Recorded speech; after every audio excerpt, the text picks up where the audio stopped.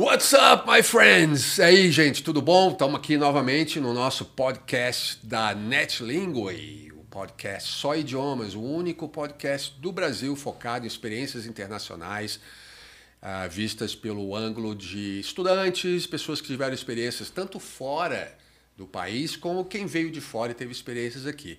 Meu nome é Paulo Dallastella, é um prazer estar aqui com vocês novamente.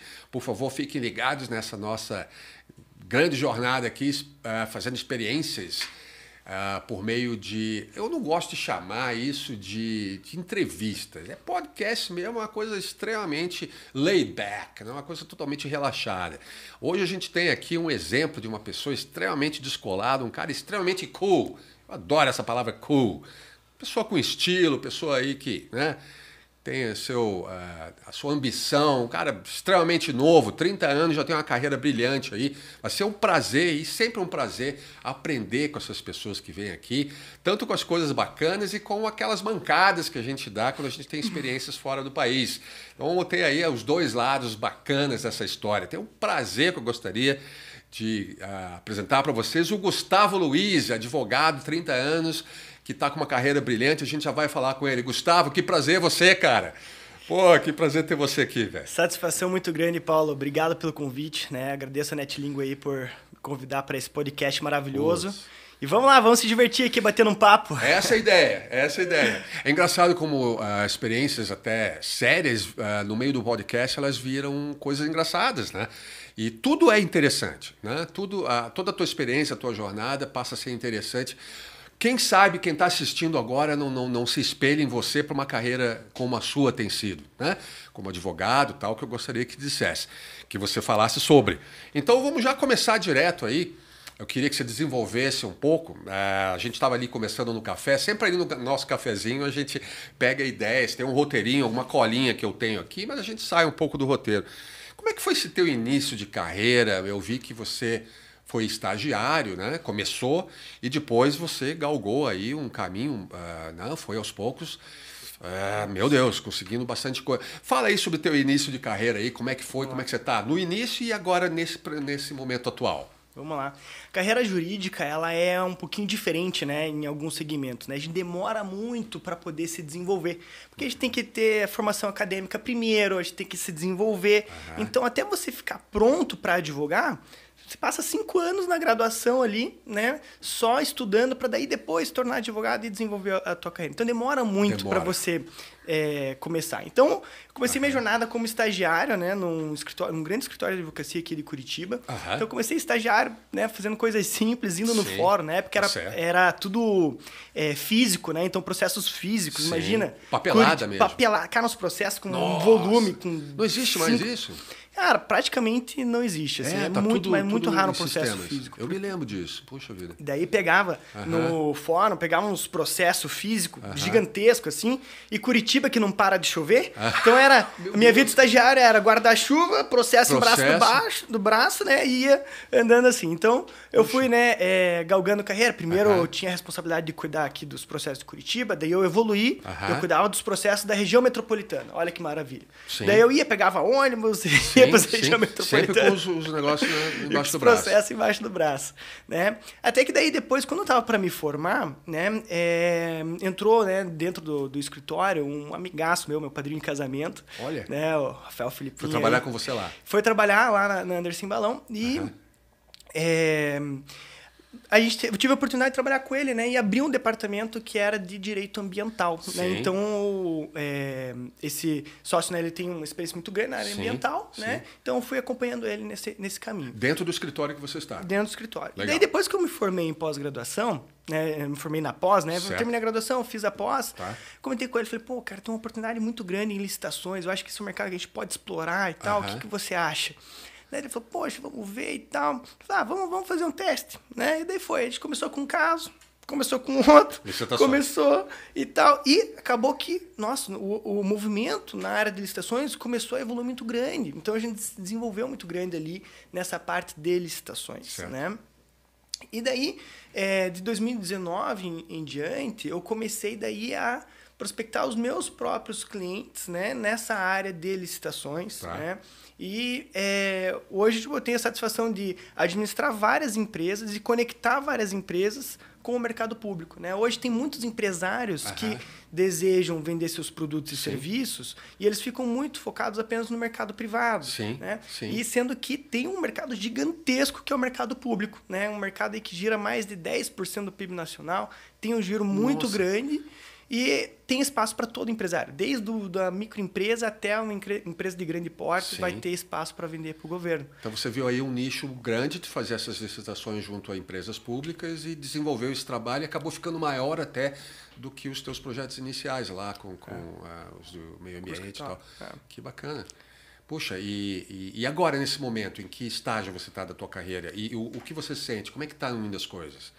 Cara, eu me sinto feliz, assim, que agora, imagina, com 30 anos, né, depois de ter me formado, pós-graduado, e ter captado meus clientes, agora que eu me sinto maduro, né, profissionalmente, no sentido de desenvolver essa área, né, com os meus clientes, né? Então, veja como a área jurídica, às vezes, demora um pouquinho para você conseguir criar uma maturidade de se desenvolver com as próprias pernas, né? Certo. Realmente diferente, né? Alguns segmentos você consegue criar uma dinâmica um pouquinho mais rápido, né? Mas 30 anos, meu Deus, meus 30 anos.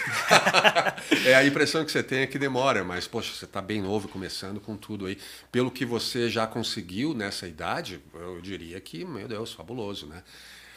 Bom, agora vamos entrar num momento mais filosófico e tal, e por favor, fique à vontade. Cara, como é que... existem o quê? Acho que 8 bilhões de pessoas no mundo, 8 bilhões, né, de pessoas no mundo, deve estar chegando aos 9 já. E cada uma dessas 8 bilhões de pessoas tem uma ideia do que seja o sucesso para elas, né? Umas atribuem o sucesso a estar com a família, outros dinheiro, outras pessoas a fazer o que gosta, né? Cada um tem a sua ideia. E uma combinação desses fatores. Para você, Gustavo, o que você definiria sucesso para você? O que seria ter sucesso? Uma combinação de alguns fatores, mas nos conte isso aí. O que você acha? Assim, eu... explicar um pouquinho, né, antes de definir bem certinho, né, a minha opinião. Tem uma passagem minha com um treinamento que eu fiz numa empresa americana, né? E eles comentaram assim, existem duas coisas que influenciam as pessoas em se manter, às vezes, num determinado emprego. Entendi. Né? Dinheiro e propósito. Certo. Né? O dinheiro é um negócio que, cedo ou tarde, você vai atingir suas metas financeiras. É comprar um carro, comprar uma casa, tudo mais. Cedo ou tarde você vai conseguir. Então, se você desenvolve a sua vida só por dinheiro, chega uma hora que você vai cumprir e a vida vai perder sentido. Entendi. Mas se você desenvolve um propósito de vida, né? Cara, não interessa mais o dinheiro, né? Se tá ganhando, não tá ganhando. Com certeza. Você vai estar se transformando, vai estar se sentindo realizado, porque o propósito, ele não acaba. Teu propósito, ele pode mudar. Às vezes, em determinado momento eu tenho um propósito assim, todo momento eu tenho um propósito assado, enfim.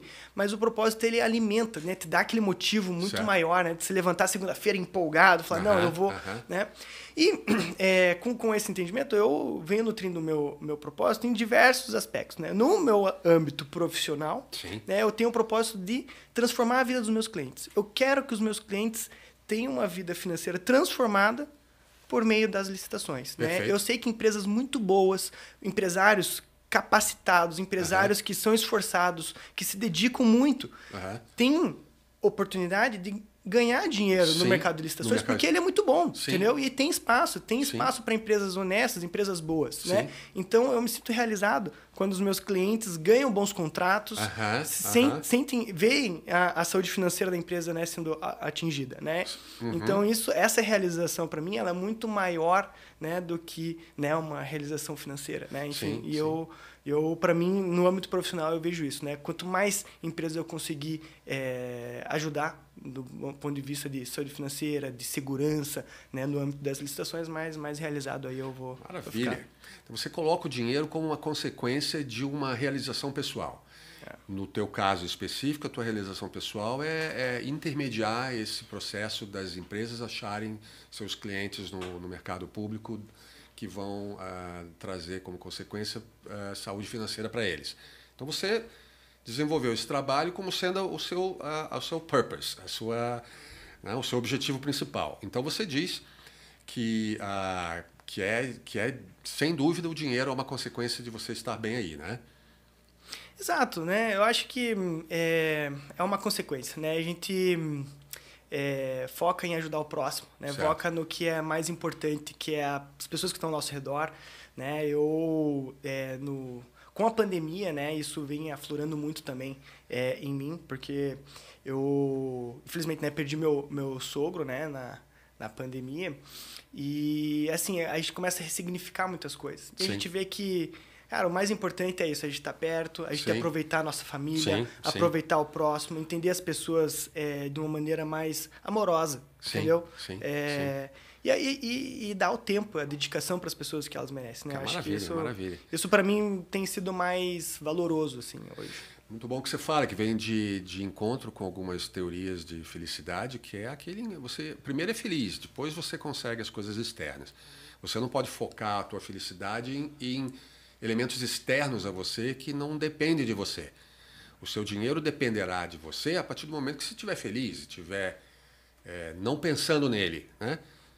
Você não está pensando no dinheiro, você está pensando em ser feliz e em ter o seu objetivo de vida alcançado. E às vezes demora muito tempo para as pessoas alcançarem esse objetivo de vida. Por isso que eu falei, 30 anos é pouco até. Você já tem esse objetivo alcançado. Então, é muito interessante. Antes de chegar na pergunta sobre os seus principais feitos profissionais, a gente queria saber detalhes aí. Eu queria te perguntar algo. Nesse meio de licitações, a gente, quando lembra dessa palavra, quando pensa em licitações, a gente pensa em bastante competição, né? Onde envolve aí bastante corrupção, né? E você poderia, antes de você falar sobre os teus feitos pessoais, um pouco sobre essa questão aí, como é que foi lidar com isso, se ainda existe essa questão de bribing, né? Como é que bribing como é que fala? Corrupção mesmo. Como é que tem sido? Detalhes mais sobre isso. Olha, o mercado público ele tem sofrido uma revolução, né, uma mudança de paradigmas, né? Então, realmente é muito comum, né, as pessoas, né, chegam no ouvido das pessoas que não trabalham nesse mercado a palavra corrupção, a gente vê muito no noticiário corrupção, né? Isso bate muito forte quando você fala. Licitação é quase sinônimo de corrupção, né, na cabeça das pessoas. Entendi. Né? Assim, corrupção existe? Existe. Isso é inegável. Ela vai acabar? Cara, tão cedo? Acredito que não, entendeu? Só que o que tem acontecido no mercado público? Ela tem diminuído, tá? Isso tem diminuído. Tem mesmo? Tem diminuído, tá? E por quê? A administração pública, né, as novas leis que foram publicadas, elas têm o viés de tornar o processo mais isonômico, processo mais equilibrado entre as empresas. Sim. E antes nós tínhamos uma modalidade que era presencial, várias modalidades, né, presenciais, era muito utilizada a maneira presencial. Sim. Quando você conduz um processo público presencialmente, o pregoeiro consegue fazer alguns artifícios de favorecimento, ou até mesmo os próprios concorrentes se combinam algum jogo.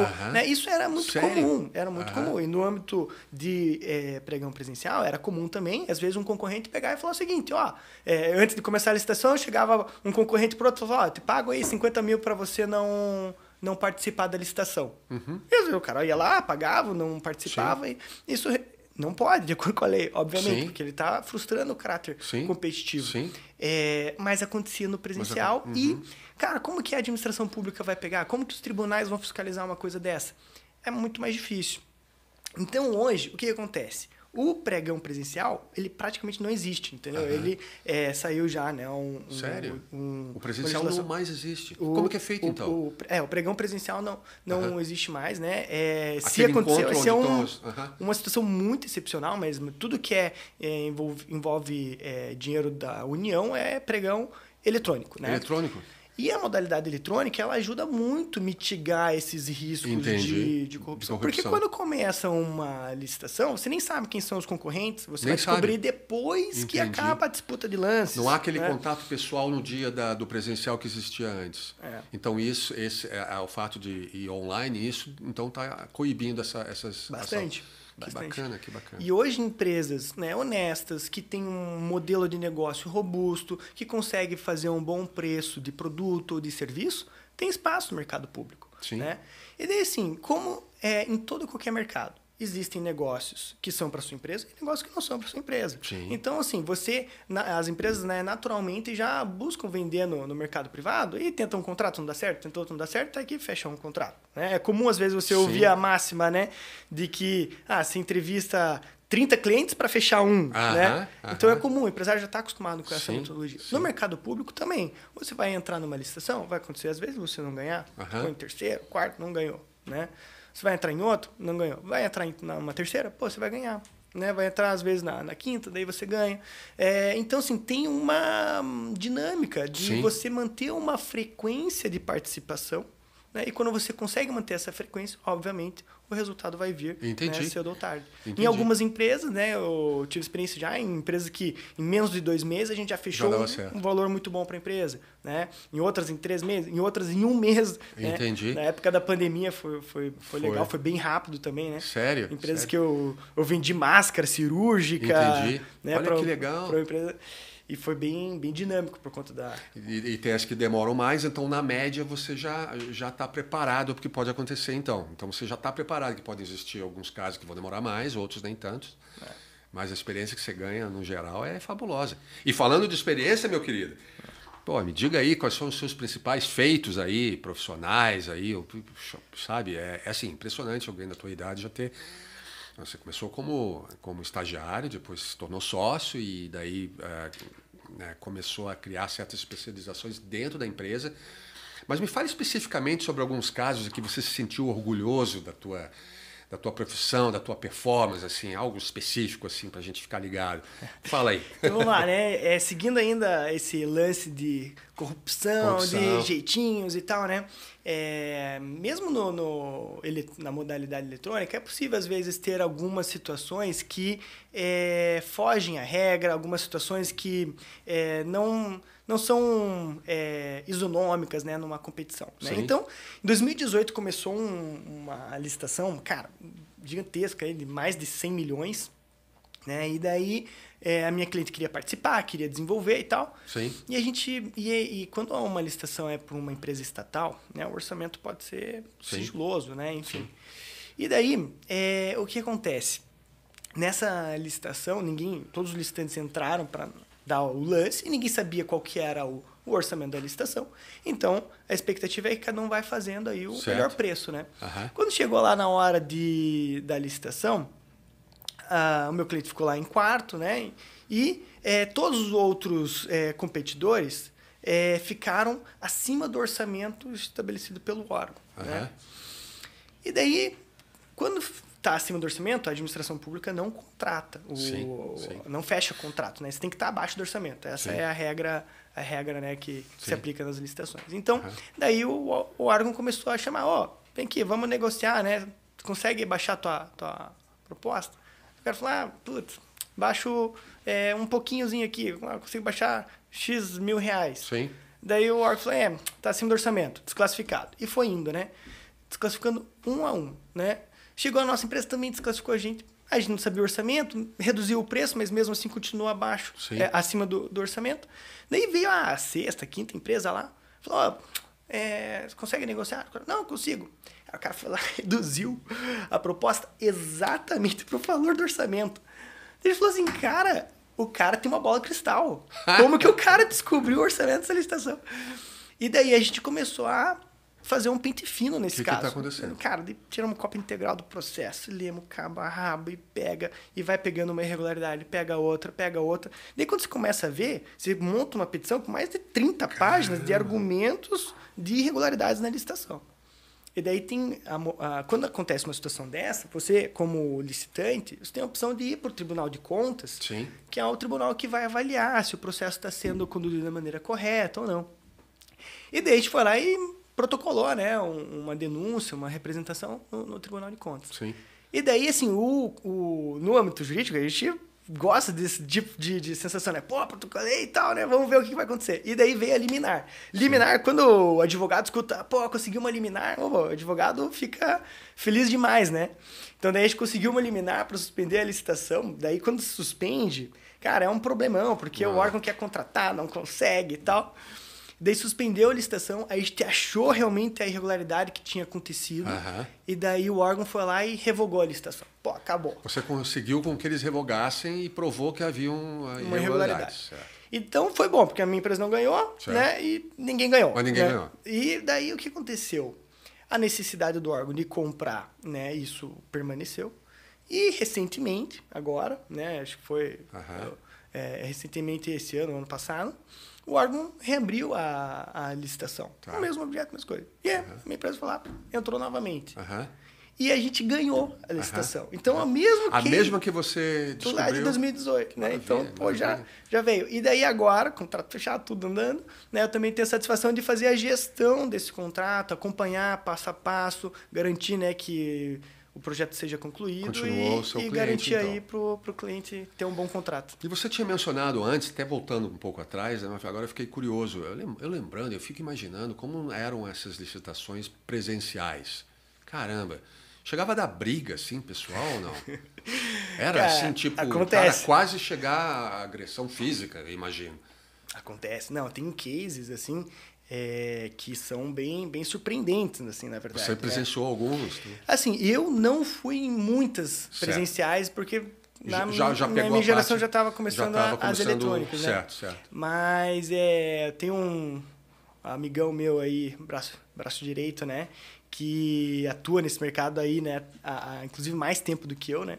E ele... tem vários cases interessantes, assim, né? Sim. A família inteira dele, né? Atua na área de licitações. E daí... ele estava contando que teve situações de briga, teve situações, às vezes, até mesmo quando é uma licitação em uma organização militar, né? Enfim, algo assim desse gênero, de o cara aparecer armado na reunião e falar, quero que todo na reunião de licitação. E falar, quero que todo mundo saia daqui, entendeu? Situações assim bem graves, né? Pô, que isso. E que conduzem, obviamente, ao resultado da licitação, né? Ou situações, né, de até mesmo briga, né, de desentendimento. Se você colocar assim, isso não é segredo para ninguém, mas assim, se você colocar no YouTube, né, coloca lá, pregão presencial, vídeos do pregão presencial, você vai ver, cara, que tem briga, tem... Caraca! O que isso acontece? Eu vou checar, eu nunca vi. Bem interessante, bem interessante. Então, aí, agora a gente vai entrar num momento bacana, que é a sua experiência internacional, né? Eu sei que você tem clientes que você lida que são internacionais. Inclusive, gente, fiquem ligados, no final a gente tem uns 5 minutos, 5 minutes, onde a gente tem um bate-papo só em inglês, onde o assunto vai ser essa questão dos estrangeiros participando de biddings, né? de licitações aqui no Brasil, que a gente vai conversar mais tarde. Fiquem ligados aí. Mas assim, voltando a falar sobre a tua experiência internacional, o que é o teu dia a dia. A gente estava mais uma vez trocando ideia no nosso famoso cafezinho ali. E você viajou para alguns lugares e você tem contatos com clientes internacionais, né? Primeiro, vamos lá, que lugares que você viajou, você já morou fora? Como é que foi a tua experiência internacional nesse aspecto de viagens, assim? Como é que tem sido? Eu nunca morei fora, né? Tá. Comecei viajando para fora do Brasil na minha lua de mel, que a gente foi para Punta Cana, tá. né? Daí eu ainda não falava inglês, assim, mas Sim. eu tinha a intenção de querer falar inglês. Uhum. E daí eu fui com a expectativa, vou falar inglês com todo mundo lá, vou treinar. Certo. Porque lá em Punta Cana os caras falam espanhol, daí eles olhavam, né? Só de ver, já sabe que é brasileiro, né? Sério? Tem já essa Cara, percepção? os caras pareciam que adivinhavam, assim, né? Só tantos que vão e o jeitão e tal. Eu não entendo qual que é a mágica, né? Qual que é o estilo brasileiro. Prática. Mas eles olhavam pra nós assim, Brasil! Brasil! Que louco, todo né? mundo. E daí eu tentava falar em inglês, e daí a pessoa respondia, às vezes, em português, eu respondia em espanhol, e eu falava tudo errado. Parece até o Paraguai aqui. Que estranho, e daí, enfim, Sim. eu consegui falar louco. em inglês. Daí, fui também para Miami, né? Dei uma passeada por lá, fui para Los Angeles, para São Francisco. Meu irmão mora lá em São Francisco, né? Fui visitá-lo. Teu irmão morando lá, tal. Daí fui visitá-lo. E daí agora, recentemente, em maio, né? Eu fui para Nova York e para Orlando, né? Comemorar meus 30 anos lá em Nova York. Agora em maio, né? Pô, então voltou faz um mês. Faz pouco tempo. Tem nem um mês, que bacana. Baita experiência, então. Foi gostoso. E então, no teu dia a dia, você lida com clientes estrangeiros, né? Lido. Tem uma empresa indiana, né, que eu atendo. Muitos indianos. E daí eu, na verdade, desenvolvi o meu inglês, né, em razão da necessidade de atender essa empresa. Né? Sim, sim. E até foi engraçado, porque quando me chamaram, né, para trabalhar na empresa, eles falaram, Gustavo, você tem que saber falar inglês, cara. E daí, como todo brasileiro, né, eu falei, não, mas eu entendo... Eu me viro. E ainda assim, né, eu falei, não, eu entendo tudo que as pessoas falam em inglês, mas eu tenho só dificuldade de falar, né? Todo brasileiro é assim, né? Né? Chega pro um americano e pergunta, você sabe falar português? Ele vai falar, não. Não, esquece. Né? Sim. Mas chega pro brasileiro, sabe falar inglês? Ele fala, eu entendo tudo, mas eu não sei falar. Então dá a impressão que você vai se virar na hora, mas aí na hora você bloqueia. E daí assim, eu pensei, deixa eu amadurecer o meu inglês. Eu comecei a estudar um pouquinho mais, daquele inglês basicão, assim, até que ia. Só que daí, quando eu cheguei lá, eu me deparei com um inglês indiano. Meu Deus. Que era numa velocidade que... Eu sei bem do que você fala. Incompreensível. E até foi até engraçado, porque assim, o meu irmão, ele mora lá, né? Enfim, nos Estados Unidos, então o inglês dele é ótimo, excelente, assim. E daí eu, no início, o que eu fazia? Eu gravava, né, as reuniões, porque era tudo online. Então eu gravava ali o áudio para ouvir novamente, porque eu tinha certeza que eu não ia pegar todas as informações, né? Sim. Então daí teve um áudio, cara, assim, ó, muito característico, eu peguei e mandei pro meu irmão. Ele falou, cara, não entendi. Ele falou assim, Gu, eu não entendi o que esse cara falou, cara. Boa sorte. Cara, indianos Boa têm. sorte. Eles são fluentes, né? Tem o inglês. Na Índia são vários, são mais de 50 dialetos, mas o inglês é a segunda língua. Eles têm influência, mas o sotaque é pesado. E você estava me mostrando ali, será que tem... Gente, será que tem como mostrar esse áudio desse indiano falando? Acho que tem, né? Se colocar colocar aqui, aparece? Então vamos lá. Vamos tentar aqui, vamos ver. Eu vi um pedacinho, é impressionante. Vamos ver. É o maior teste para você aprender inglês, é um indiano. Vamos ver.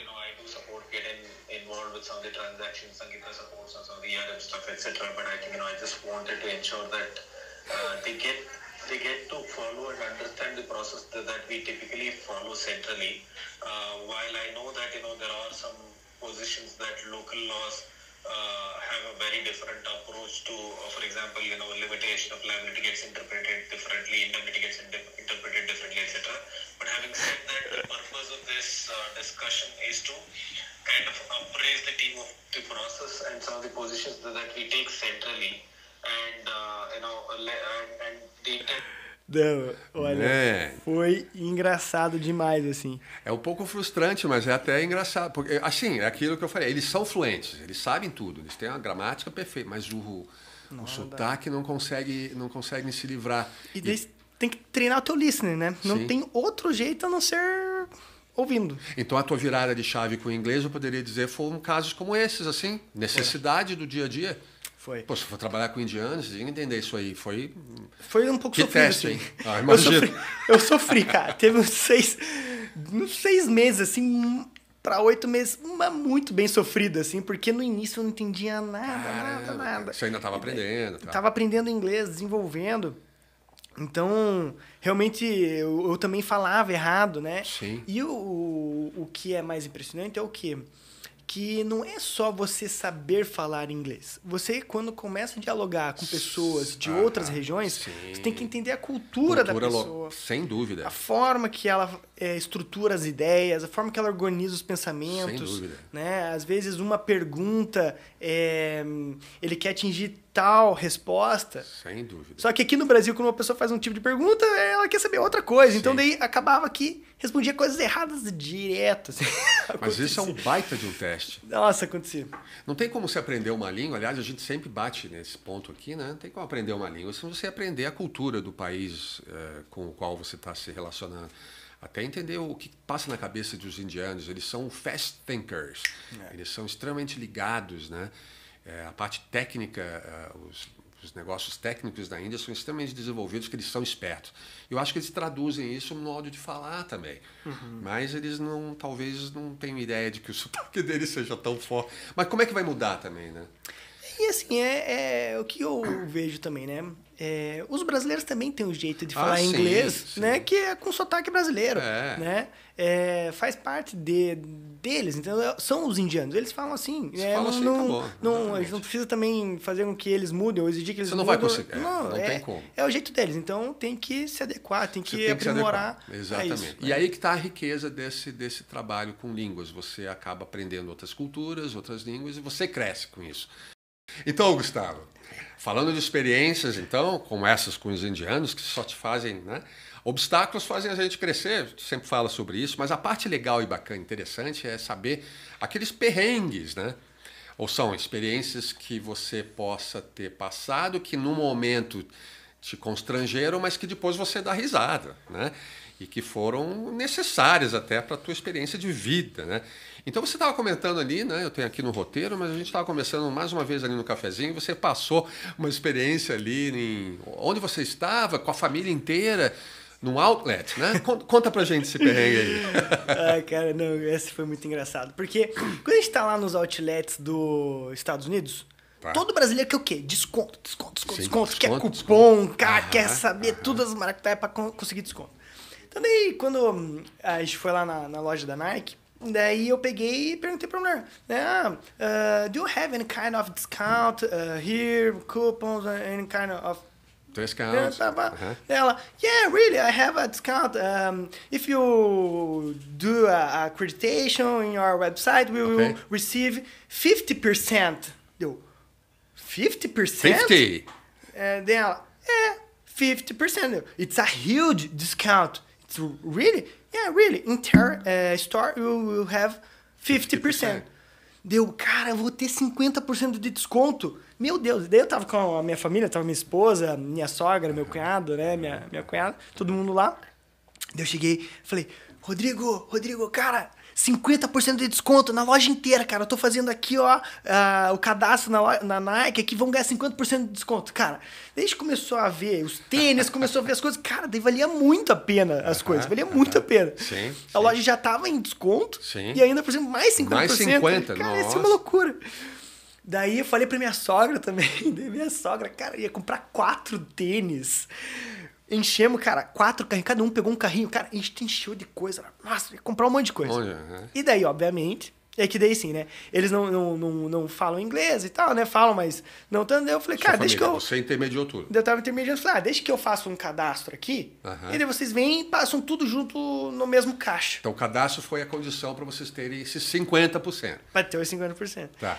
Daí eu fiz o cadastro e a gente foi passar 4 compras num único pedido só, né? Sim.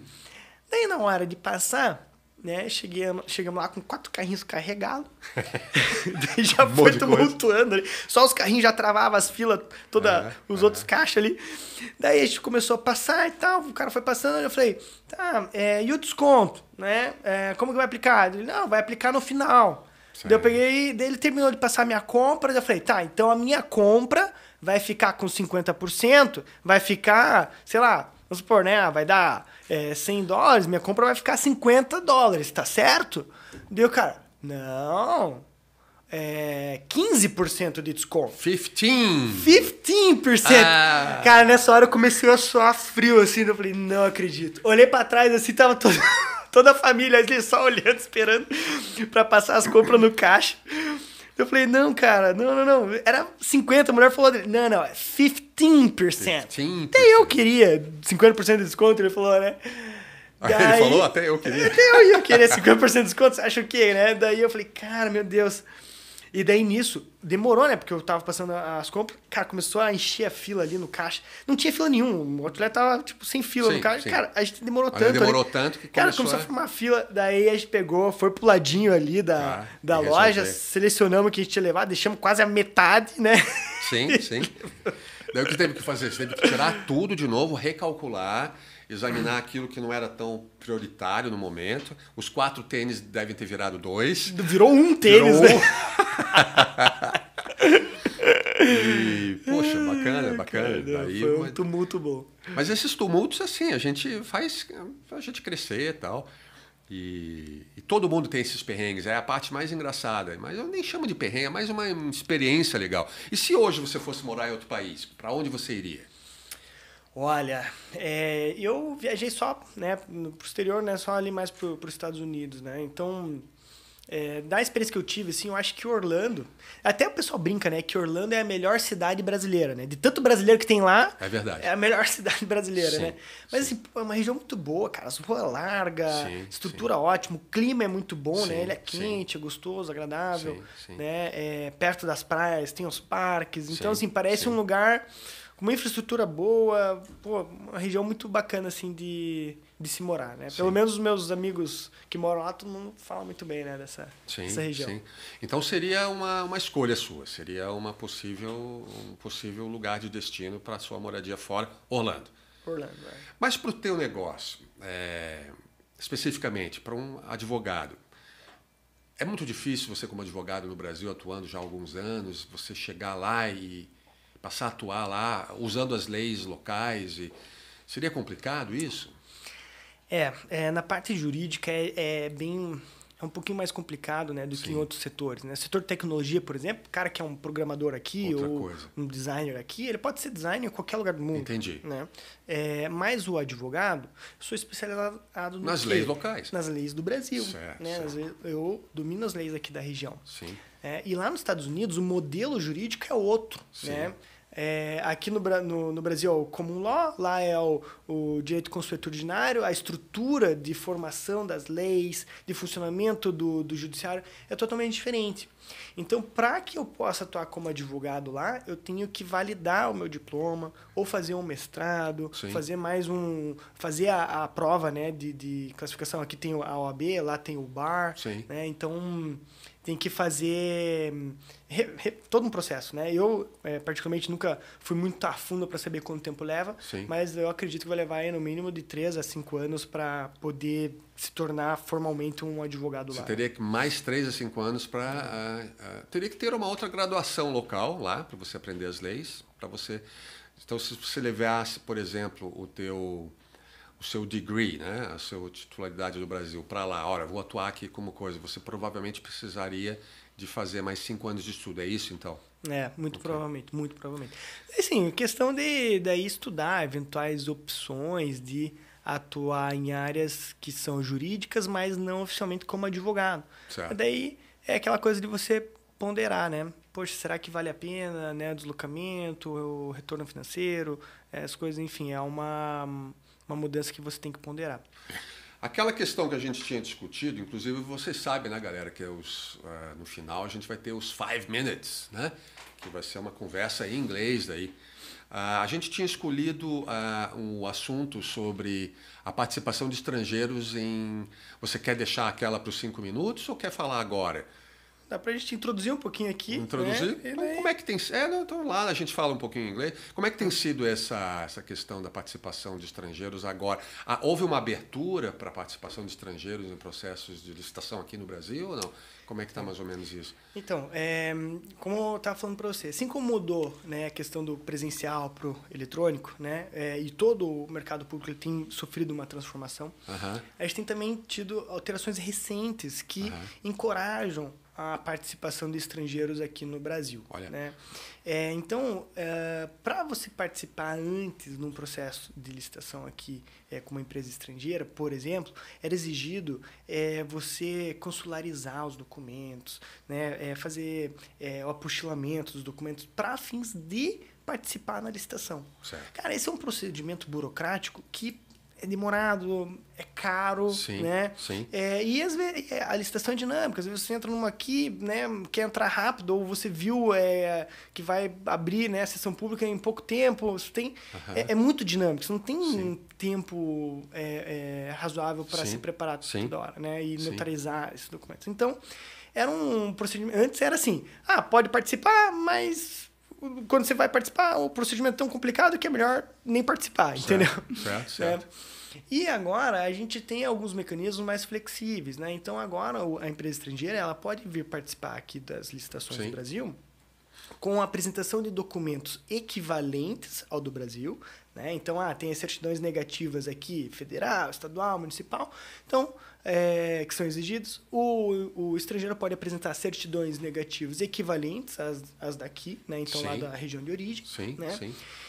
E também não precisa apresentar os documentos apostilados, consularizados e tudo mais. Eles podem apresentar com uma tradução simples, né? E se ganhar a licitação, é que daí vai apresentar todo o deck, né, de documentos consularizados, mas para fins de assinar o contrato. Então, isso torna a coisa mais dinâmica.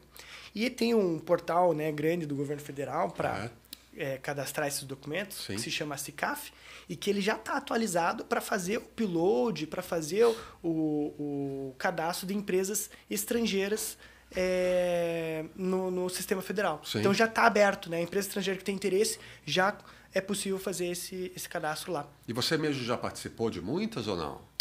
Então, a questão assim, de empresas estrangeiras aqui no Brasil, existem a teoria, né, e existe a prática, como que funciona. Né? Essa situação que eu estou comentando com você é a questão da teoria, né, no sentido de que é possível, tem um caminho de se fazer e é viável. Tá? Mas na prática, como que funciona a participação de uma empresa aqui no Brasil em licitações? Né? Até para viabilizar ainda mais o negócio. A empresa estrangeira ela abre uma empresa aqui no Brasil, né?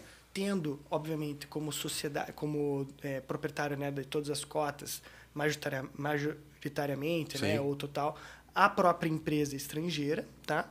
E ela abre aqui, então, uma empresa com os mesmos ramos de atividade aqui no Brasil, para fins de consolidar a documentação, consolidar todas as informações necessárias para fins de... trabalhão para eles também. Assim, depende, a questão de abertura de empresa, às vezes a gente consegue fazer com certa dinâmica. Certa dinâmica não vai ser um procedimento tão robusto assim. Obviamente que aqui no Brasil isso vai levar de 1 a 3 meses para conseguir abrir a empresa, dependendo do segmento. Né? Então, abre-se isso e daí participa-se diretamente da licitação com essa empresa aberta aqui no Brasil. Qual que é a vantagem de se fazer isso? É que toda a experiência técnica que a empresa estrangeira possui lá fora, ela consegue usar aqui no Brasil. Então, nas licitações, quando o órgão público vai contratar, ele pede que seja comprovada experiência, né, em determinada área. Então, se a empresa estrangeira abre uma empresa aqui dessa forma, ela consegue ter a mesma facilidade que as empresas brasileiras para vender para o governo e ainda por cima consegue aproveitar toda a experiência técnica que ela construiu lá fora, em outros países e tal. Trazendo para cá. Então, essa é uma dinâmica muito interessante aí para os estrangeiros que têm interesse para vir para cá. E o governo aqui, a relação deles com essas empresas, eles pagam direitinho, tudo certinho? Quando uma empresa estrangeira ganha, a relação deles com a empresa estrangeira é legal? O governo tem não há reclamações? Bom, talvez você não se envolva aí com essa parte, mas você só faz intermediação, né? O teu trabalho seria fazer intermediação. Mas uma vez que deu certo, a relação do governo com a empresa é tranquila? Não, eu faço também, né? Você faz tudo? A gestão do contrato, Legal. né? E a questão do pagamento na administração pública é um tabu, né? Várias pessoas vários empresários têm realmente... Nem sempre é assim. Interesse em saber como que funciona. Né? Obviamente que dentro da administração pública nós possuímos, né, ambientes, né, esferas muito boas para a gente vender. Né? Então, por exemplo, o governo federal, o governo estadual, são regiões muito boas de se vender, né? E vai pagar, cara, um dia. Só que o governo, ele paga sempre depois da entrega do produto, tá? Ou da prestação de serviço, e em até 30 dias. Tá? Então, o empresário precisa esperar esse período, né? Seja uma empresa estrangeira ou uma empresa local. Né? Isso se aplica para todo mundo. 30 né? dias. Em até 30 dias. Tá? E o pagamento, ele é um processo. Tá? Esse que é um detalhe importante. Tá? Que você tem que submeter o pedido exatamente de acordo com o que está no contrato. Então, na hora do pagamento, você tem que emitir a nota fiscal de maneira correta, com as orientações que estão no contrato, colocando nas observações da nota, qual que é a nota de empenho, qual que é o nome do contrato, o servidor público responsável. Você vai lá e preenche tudo certinho. E, além da nota fiscal, tem que mostrar que a sua empresa está com todos os documentos de habilitação atualizados e bonitinho. Se tiver faltando uma informaçãozinha, se tiver um documento, o governo não te paga e não te avisa. E não te avisa. E não te avisa. Ou demora para te avisar. Daí você, como advogado da licitação, você tem que ir atrás dessas informações, claro.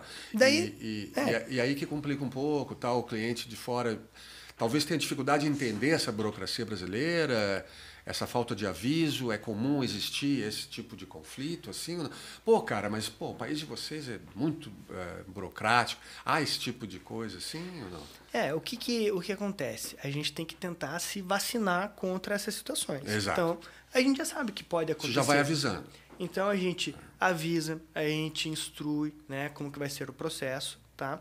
E, obviamente, quando a gente inicia um processo de pagamento, a gente acompanha o andamento desse processo dentro da administração pública, né? Então, para ver se ele está parado por fazer o documento, né? Então, enviei os documentos, liga lá. Ei, você recebeu? Tá tudo certo? Ah, não analisei ainda, vou analisar amanhã. Tá bom. Liga no dia seguinte. Você analisou? Como que tá? Entendi. E tal. Ah, recebi, deu tudo Fica certo. em cima. Okay. Fica em cima, monitorando, tá? Sim, tá. Pelo menos nos primeiros pagamentos, né? Os primeiros pagamentos, o primeiro pagamento do contrato, ele é muito importante, que é o momento em que eles vão fazer a verificação inicial. Da documentação toda. Daí no segundo pagamento, Já quando tranquilo. dele já fala, já Tá vi aí certo. dos documentos da empresa, certo? Daí até que segue um fluxo mais tranquilo. Entendi. Então, vamos lá. Eu fico curioso, todo mundo fica sempre curioso, e nesse programa a gente sempre aborda as relações internacionais, né? Claro. E nesse processo que agora está o governo nosso aqui dá espaço para licitações internacionais, a minha curiosidade pessoal, que pode ser de muitos outros, é na tua experiência pessoal. Eu sei que você ainda está desenvolvendo esse trabalho e tal, mas você já deu para notar se existe um país específico que faz mais trabalho de licitação local? Seriam, por exemplo, os chineses, os indianos, os americanos? Ou é meio igual, assim, tem de tudo? Eu sei que você está desenvolvendo esses processos todos ainda, a tua carreira vai longe, mas até agora o que você notou?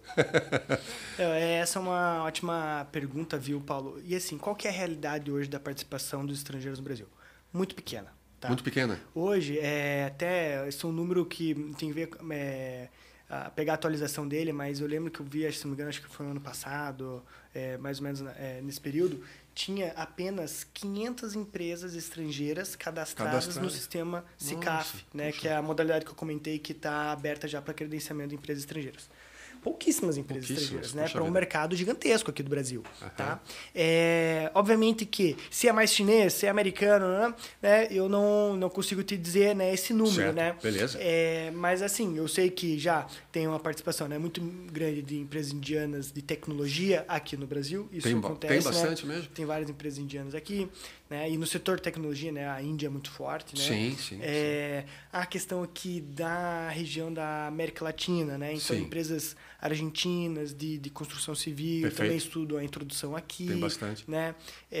Mas assim, é um negócio que o estrangeiro ele ainda não explora. Entendi. Tá? É um mercado que realmente está aberto para os estrangeiros. Seria legal eles saberem disso, trazer mais divisas e fazer isso. Você acha que é culpa do nosso governo, falta de divulgação disso, ou por não ter desperto isso ainda neles? Porque com tanto potencial que nós temos, tanta coisa acontecendo, eles não terem desperto, qual é a tua opinião? Pode ser uma combinação de fatores? Certamente, né? Uma combinação de fatores, né? Certo. Desde a questão do quanto que vai ter que investir, tudo mais, como que vai funcionar a operacionalização do modelo de negócio, tá? Mas eu acredito também que é muito da forma de divulgação disso. Entendi. Né? Hoje, para você ter noção, o mercado de licitações ele nem é tão bem entendido pelos próprios brasileiros. Pelos próprios brasileiros, exatamente. Né? Então daí você pensar se um estrangeiro vai dominar o assunto, cara, muito menos. Entendi. Né? Então, é um trabalho que precisa ser desenvolvido. Você mesmo falou que, lá no começo do nosso bate-papo, que as empresas realmente brasileiras ainda não... Eles preferem trabalhar no setor privado e não sabem o tanto de potencial que existe no setor público. Né? Talvez eles achem que vai dar muito trabalho lidar com essa licitação. Né? Eu não vou conseguir, muitos competidores, mais ou menos assim, ainda tem essa mentalidade, muito difícil, muito complicado, muito burocrático. Você acha que isso poderia ser um obstáculo para o brasileiro entender melhor o potencial que existe nas licitações públicas? Isso seria um problema? A burocracia, a papelada, a competição...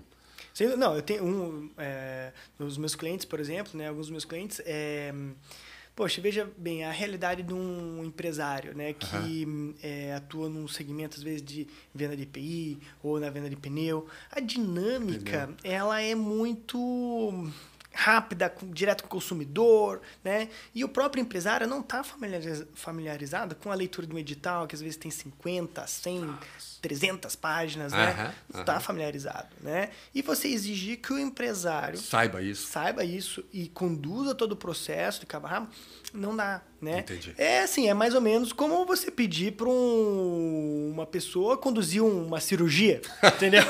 Obviamente ninguém sabe conduzir uma cirurgia.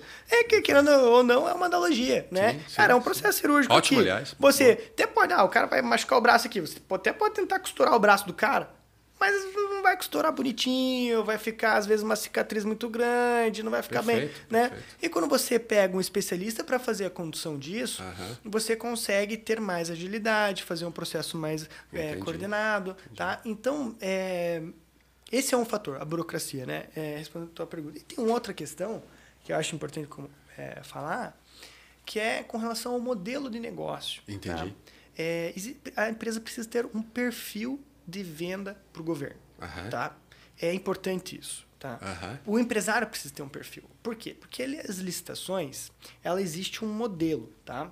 Então, é um modelo aqui pré-definido. É um empresário que precisa se adequar à administração pública e não a administração pública vai se adequar ao empresário. Certo. Então, se o empresário tem maleabilidade, tem um jogo de cintura, é flexível, ele vai encontrar espaço no mercado público. Maravilha. Né? Mas se ele é rígido, né, e fala, não, eu só faço isso aqui, essa minha operação é essa, é isso que eu faço desde que eu nasci, de geração... Cara, não vai enquadrar muito bem, entendeu?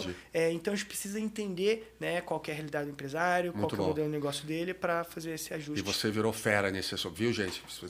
Se você já contemplou essa possibilidade junto à sua empresa de fazer negócios com o governo, entrar em processo de licitação, fale com o Gustavo aí, o cara é fera.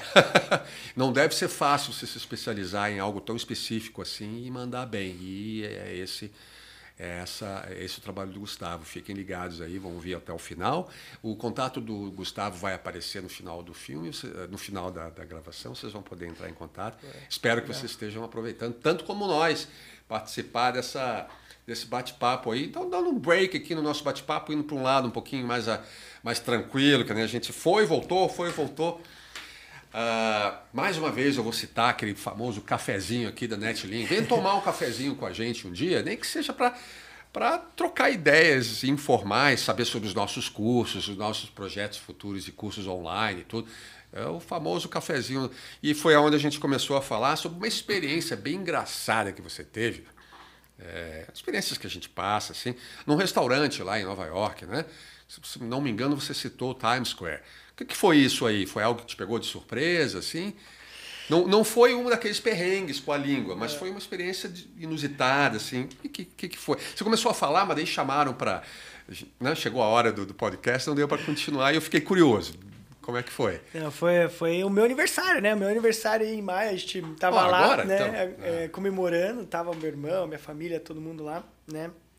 E daí, assim, aqui no Brasil, quando você vai no restaurante comemorar o aniversário, chega lá o garçom com o bolinho velhinho e começa, né, o parabéns, um negócio meio constrangedor e tal, né? Sabe de pôr a mão. Fica um negócio assim. E daí, tá, né, meu irmão foi lá, falou, tem um aniversariante aqui e tal, né, faz um negócio, né, aquela coisa de restaurante. Aí tá, também achando que ia ser, né, um happy birthday ali e tal. Sim. E o happy birthday, por sinal, né, cara, é um negócio bem boring, assim, bem tipo... Não tem nem palma. Ó, isso vai dar um corte bom. Happy birthday lá nos Estados Unidos não tem nem palma, é só cantar happy birthday. Sério? É um negócio meio triste, né? Tipo, parece um funeral, né? E daí eu pensei, putz, cara, vai vir um happy birthday aí, né? Beleza. Daí, na hora que chegou, cara, não teve happy birthday nenhum. O pessoal com um astral, assim, fenomenal, né? Do restaurante lá. Foi no Bubba Gump lá, né? Bubba Gump? Tem relação com o filme lá? Com relação, cara, tudo temático, lembrando o filme. Como é que é o nome do filme? Forrest Gump. Forrest Gump. E daí, cara, chegou o pessoal lá com um bolinho e tal, daí a mulher, né, gritando. E assim, a mulher daí, que tava atendendo a gente, intimou todas as mesas, né? Todo mundo, pessoal, todo mundo aí, você aí, ó, começa a bater palma aí. As mesas você, do lado, assim, as mesas do lado, começa a bater palma. Que e todo massa. mundo aqui, enquanto eu bato palma, vocês batem palma, o Gustavo dança. Dança, Gustavo, Puta. dança, Gustavo, dança. Ah, te fez levantar e dançar. E daí eu lá, tipo, daí eu dança, Fazer o quê, grandão, né? dançando lá, fazendo Dancinha TikTok, uma dancinha tipo, lá não é e tal, mesmo? né? Ah, você tem que entrar no clima, tem que Sim, curtir, entrar no claro, astral tem que entrar. pra... Dancinha pra tipo aproveitar o TikTok, momento. né? Que massa, velho. A gente tem a impressão que só aqui no Brasil a gente tem esse tipo de atividade descolada, mas lá fora é incrível. Aliás, falando lá fora, só pra gente terminar então, antes dos nossos 5 minutes, eu vejo que você tem uma carreira de sucesso, né?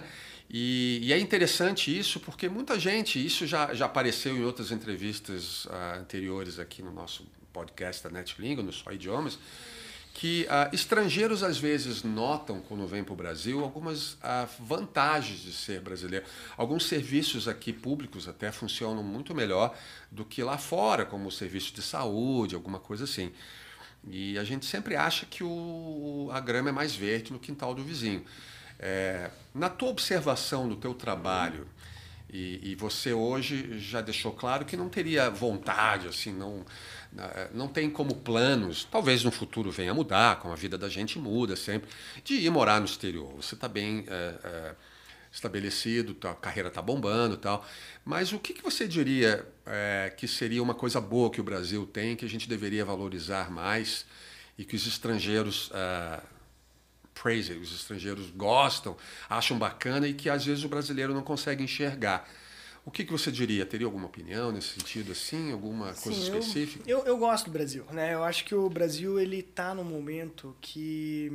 E eu sou muito otimista também, né? Sim. Esse é uma Isso é bom. particularidade minha, né? Certo. Então eu sou otimista com relação ao Brasil, apesar de todo o caos que acontece nos últimos anos, de briga política, agora a política também, né? Vai começar as eleições, tudo. Né? Isso aí é inevitável, mas eu sou otimista e eu creio que coisas boas virão, né? E assim, quando eu vejo aqui pro Brasil, principalmente eu vejo a minha família, né? Você tá perto da tua família, né? Tá próximo, você poder abraçar, né? Uma coisa que a pandemia me mostrou muito isso, né? O abraço, você falar eu te amo, né? Fez falta, né? Pra tua esposa, falar pros teus pais, falar pra quem tá perto, né? Isso, cara, isso é o teu tempo, né? E a coisa mais preciosa que nós temos é o tempo, né? E a gente poder entregar aqui pra quem tá perto. Bacana, né? muito bom. E assim, obviamente, né? Tem coisas que os Estados Unidos é melhor, de infraestrutura, obviamente, existe, né? Natural. Mas assim, segurança. aqui a gente, por exemplo... eu, na minha situação como advogado, né, se eu for para lá, eu não vou conseguir atuar como advogado, então eu vou ter que mudar de carreira. Isso para mim vai ser uma transição muito grande, que vai levar, né, de 3 a 5 anos. Então vai ser um recomeçar, né, se eu mudar. Então esse recomeçar para mim... Talvez não valesse a pena. Não valesse a pena. Né? Mas assim, a questão é isso, a gente tentar entender o contexto e equilibrar, né, os fatores, né? Nesse primeiro momento eu vejo que o Brasil tem muitos fatores positivos, né? Coisa boa para aproveitar. Não só olhar para fora e... Maravilha, gente. Olha, foi um grande prazer, Gustavo, tê-lo aí. Gustavo, fica o convite para vir outras vezes, né? Falar mais sobre as suas experiências internacionais aí. E falando de experiência internacional, fiquem ligados porque a gente tem o 5 Minutes, que é o nosso momento que a gente fala alguma coisa, dá uma conversinha. A gente já até começou a conversar sobre a questão dos estrangeiros aqui, mas vamos trocar uma ideia daqui a pouco. Fiquem ligados. Mais uma vez, grande abraço. Aliás, eu nem sei mais se a gente pega na mão, se dá soquinho. Eu acho que foi muito bacana a pandemia em alguns aspectos porque alguns costumes a gente manteve, né? E o dar soquinho ficou. Muito obrigado, meu querido. Foi um grande prazer, Gustavo. Nos vemos por aí. E fiquem ligados no 5 Minutes. É isso aí, gente. Muito bom. Obrigado, NetLingua, pelo convite. Obrigado, Paulo, pela atenção. Foi um grande prazer. Gente, fiquem ligados. É isso aí. Muito obrigado mais uma vez pela sua audiência maravilhosa. Isso aí, gente. That's the time for our 5 minutes. That's when we interview our guests in English or whatever languages they have. Well, if it's Russian, I can't speak like we had before. Even today, we're going to have this interview in Chinese. I cannot understand Chinese. We speak in English with the English speakers that we have in our program. That's very nice. That's the time we really use our English. Today we have Gustavo here, which had a very nice interview prior to this one. And now we're going to develop a very nice subject on the learning of English, right? I would like Gustavo to develop his idea as per how fluent you need to be to do well in the market, right? If you have a job that entails interaction with foreign people in which your English is required, how much of your English needs to be fluent? How real is this worry about being fluent and using the verbs in the right way, of not making mistakes? Is this a real worry that you should have? How does that work with you, Gustavo? I know you've had it, you still have experiences with foreign clients. You speak to a lot of Indians. We heard your very funny audio that you showed us in the conversation you had with an Indian person. And when you start working at a company that requires English, is this a worry of yours to have a perfect English, or is it not exactly like that? What could you tell us about it? Yeah, that is a good question, because when I started work with an Indian company, I didn't speak English very well. Right. Okay, and I didn't speak English very well so far. Right. I am, oh man, you get by very well. We are growing. Still learning in the process, right? It's a long process. English, long process. But I thought that my English needed be too fluent to start to work with a foreign company. Right. Okay. Right. So my understanding was, man, I need to be very fluent. Very fluent. Okay. Right. And as I am a lawyer have a formal way to speak things in Portuguese, okay? Right. And lawyer have the responsibility to reading everything correctly with the information exactly. It is a formal environment, right? Formal environment. And I tried change my formal way to speak Portuguese to English. Man, it's a very difficult way to speak English. And when I started in the company, I didn't speak English very well. Yes. I was learning about it. So it didn't work as well to me. Okay. So when I start talk with the other peoples in the company, with the Indians, and also with the Brazilians in English, I realized that everyone speak in your way, okay? Right. The Brazilian speaks in the Brazilian way. Yeah, sure, there is no worry about that. You can speak with not correct grammarly, okay? You can speak something in a different way, no problem, okay? The important in this process is you speak something that the other people can understand you, okay? And in this communication, it's important also you speak something in English, and after that, send an email to be clear to everyone that you speak the correct thing. Okay. Sure. When you reading an email, you can check the information in Google Translator and the other platform. Okay, and you can speak correctly the situation. And also, I realized that the Brazilians in the company, no, it's not everyone. One people or other have a fluent level, okay, but the middle, the hate of the people, it's kind of leveled up. Yeah, level. Right. Yeah, it's clear. It's not. It's just average. Everyone speaks like the same amount, right? Yeah. Everyone has the same amount of fluency, right? Yeah. So there's it's not a reason for you to worry about being perfect in terms of speaking the language. As long as you can communicate, get your message through, it's what matters. And a lot of people are very worried about having a perfect grammar, of listening well. Of course, when we're teaching, there's a lot of factors that go into play. It's the listening, it's the understanding, it's the speaking. But I think, in my opinion, and you might agree with that, the most important thing is to let go of our initial inhibitions. Because what keeps people from speaking a foreign language is more the way you feel about it. If you're not comfortable, nothing's going to come out, right? Even if your English is fluent, if you're not comfortable enough, if you don't feel safe, you don't have self-confidence in your fluency, nothing's going to come out. So in the learning process, feeling at ease is the most important thing. Because then you're not afraid of making mistakes. The important thing right now is to get your business done, right? Is to communicate. Yeah. All right, very good. Yeah, and there is another thing that I believe that is important, is the listening. The listening. The listening is one thing that there is no other way to improve.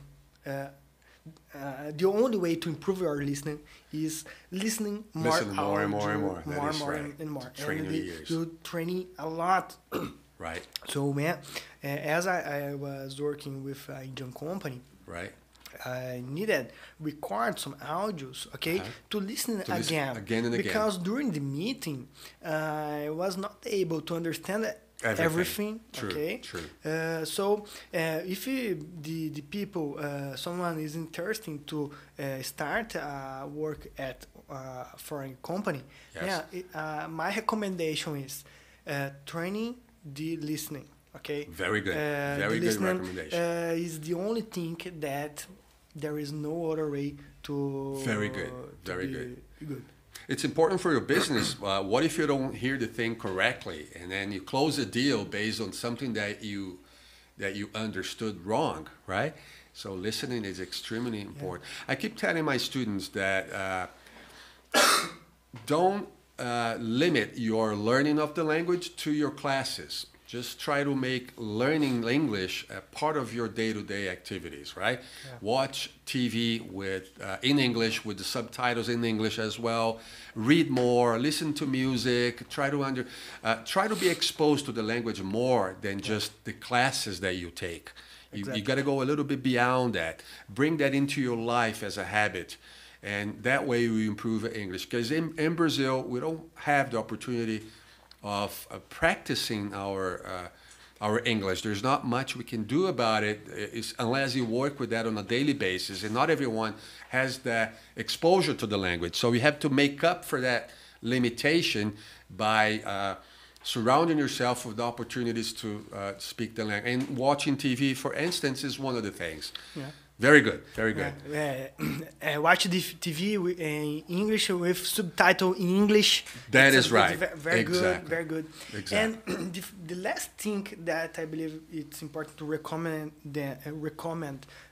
to the people that is watching us is learn about the culture of the foreign company. Definitely. Okay, that is the other thing that I suffer sometimes in the company, because Brazilians have specific way to speak something. We use specific strategy. Sure. We communicate in a specific way. Certain way. And the Indians in different way. Okay. Right. So it's important you learn about the culture to understand how they think about it. Very good. The things. Okay, but.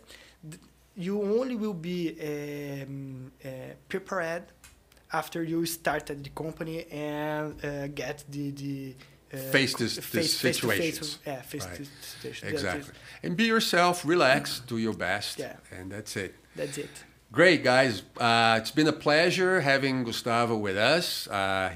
Both his prior interview and this 5 minutes, which went a little bit beyond 5 minutes. It's always like that. Because the conversation hits up a little bit, you can't stop in the middle. It's been great.